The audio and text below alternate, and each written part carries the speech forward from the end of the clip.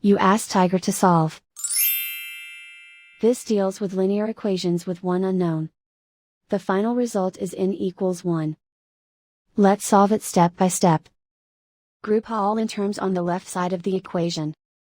Subtract 7n from both sides. Group like terms. Simplify the arithmetic.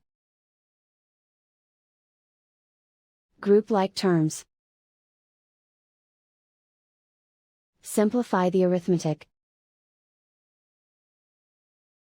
Group all constants on the right side of the equation.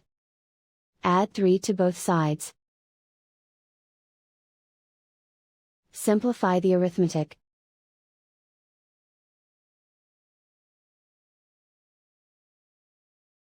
Isolate the n. Divide both sides by -2. Cancel out the negatives. Simplify the fraction. Cancel out the negatives. Simplify the fraction. And so the final result is n equals 1.